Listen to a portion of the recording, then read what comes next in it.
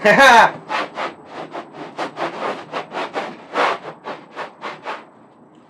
this is General Lax Simfrack. I'm back, motherfuckers! We're still sitting there smoking some Nick. That's K-N-I-C, Nick. That's dried buffalo shit. Dried buffalo shit. And we are smoking it from this deer antler. This is actually the first big game animal I ever killed. This was a whitetail deer that I shot at 5 years old with a .44 Magnum rifle with my father. And my father called him up. My father called this buck up to about 25 yards, and I had a gun that he had cut down and whittled down to fit me because I was 5. And he taught me how to use it and all this kind of stuff, and I was very fucking good with it. I was very good with it. And he called the fucking deer up. He showed me where to shoot him, taught me how to shoot him. He put up targets that were renderings of the animal we were hunting, not just a circle.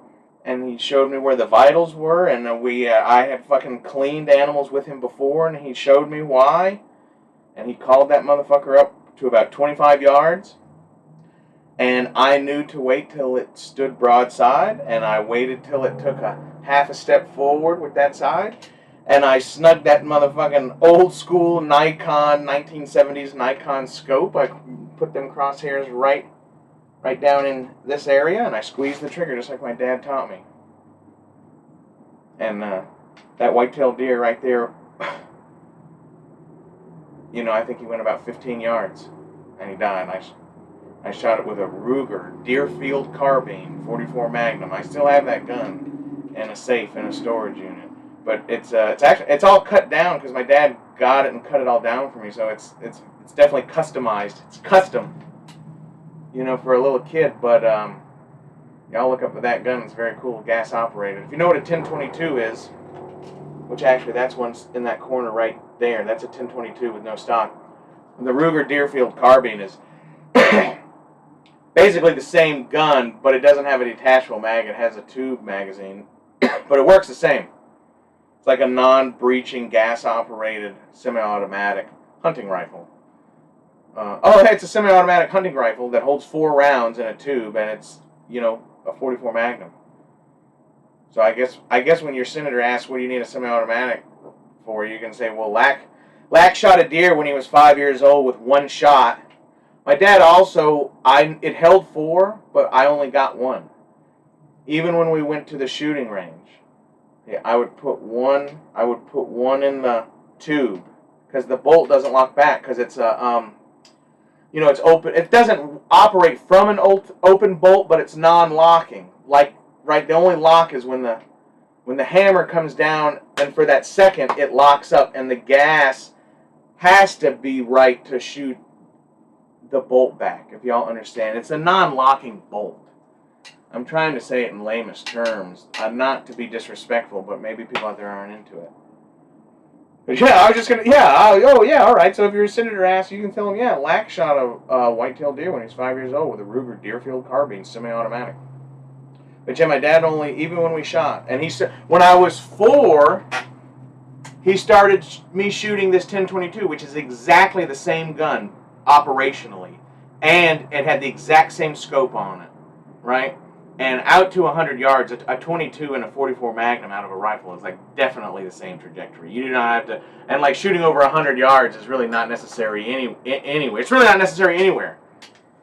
People who talk about, I'm going to go hunt pronghorn antelope, or I'm going to go hunt Dall sheep, I got to shoot 600 yards. Maybe you have to shoot 600 yards, but Lack will motherfucking walk up to that motherfucker and hit him in the head with a hammer. And if y'all fucking doubt that, come get me and let's go. Alright?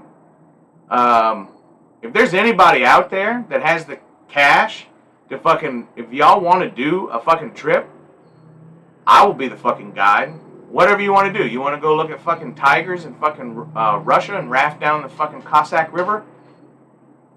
Bring me. Let's go. You want to fucking go check out some bears in Alaska? You want to go fucking call up moose? You want to call up some moose and have them fucking charge you and we'll fucking duck under a truck or something until they leave? I'll do that. That ain't fucking... We'd do that. Come get me. Right? Fucking you put some money down in my fucking account so my fucking family can eat and live and fucking pay for the trip. I'm fucking licensed to do whatever. Let's go, man. Let's fucking go. I'm open for business, motherfuckers. Anyway, this has gone on long enough. I was going to do a completely different thing, but I got to talking. It's the Nick. Nick. Dried buffalo shit. My cousin sends me that. He's a fucking crow from Dakota. And sometimes he sent, a couple times he sent me the Natural Cure Twist tobacco. Because I used to chew a lot, but I don't chew no more. I only smoke natural, native tobaccos. Nick, glitchy, sometimes little birch bark, red willow. It's all good stuff, man. It's good for you. Good for you. God put it here. God, the Creator, the one Lord, put it here for us. So don't be fucking dumb. Fucking use it. Learn. Fuck. Nobody want to learn. That's what the fucking G-many. Fuck. What's the matter? What's the matter? You don't want to fucking learn? Fuck. Get the fuck out. That's what they say. That's what they say. You. What? You don't listen? They tell you. They say, iron. Look. And they say, you do it. And motherfucker, like, goddamn it, you better fucking take that shit, and you better at least fucking act like you're gonna fucking, you better fucking do it, because if you even say one motherfucker, you know what I mean? If you say one fucking thing, immediately, fuck what? You weren't looking? What, you don't look? I show you, now do it. And fucking, I mean, that's how, and you know what, that, people don't, I don't know, people say that that's mean and that's tough or whatever, but like, no, that's true, man, and like, I'm not a bad guy, I'm not a bad person, and I'm not an angry person, but like, I don't put up with no bullshit, and like, that's what they did to me, you know, and like, I got smacked around, and, but I earned probably all of those. One time my father took it too far, and he even knew it, and he came back later, and he said, I took that too far, and like, because he's a good man. But you know what, all the other ass beatings up until that point, I earned those, so why would I go fucking complain about them? I earned those. It was a fucking little shit.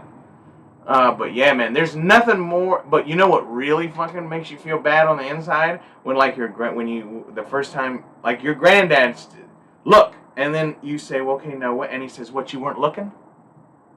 And boy, that makes you feel like you're fucking just this tiny little piece of shit. And you say, no, I was looking. Right? Like you're fucking a kid and you're just like, that makes you want to just be like, oh my God. No, I was, you know, and you're thinking I was looking, but apparently I'm fucking stupid, I guess.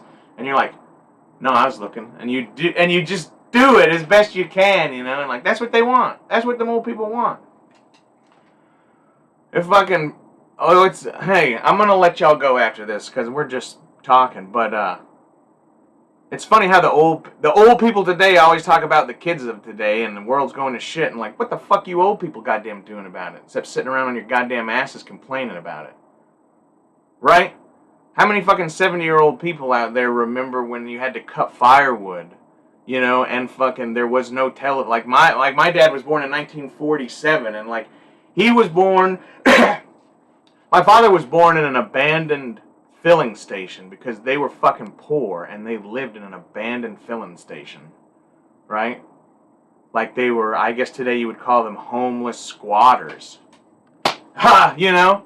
Like my dad was fucking, and then, you know, and my Uncle Bubba, that's what they called him, Bubba, when my dad was in the crib one day, my Uncle Bubba came in and had to fucking beat off a bunch of fucking rats that were trying to eat my fucking dad alive. Like they were gnawing on. Like my dad had shit on his whole life after that, you know? And, like, some of it obviously got covered up by hair, but like that, you know what I mean? Like, motherfuckers. and then they made it big. His dad made it big. They got a logging contract. Him and his father, my grandfather, and their brothers and all, and his brothers and his wife's brother, all the family, they got a government logging contract near Chama, New Mexico. And the place now, if you look on the map, there's this big green National Wildlife Refuge or whatever it's called, state park, and that's where the logging was. And if you go there today and you see these big, my dad took me there when I was a little kid, and I didn't realize what was going on, but now I look back and I know now with the whole story. But so when you go out in those woods and you see giant trees bigger than your fucking car around, that was my fucking dad's people. Ain't that some shit? And my father's mother died there in a horrific accident, which I'll share that story one day, because my father's a fucking... If you ever hear... I'll tell y'all this story one day, and then fucking... I think y'all will learn at least something about Lack's father. And I'm sure you'll learn something about Lack, because I am a product of... I'm a product of a lot of different things, but I'm a product of my father, who was my best friend in the whole world. I love you, Dad. This has gone on long enough. The Nick gets me a bit emotional. Ooh. Motherfuckers. Love y'all.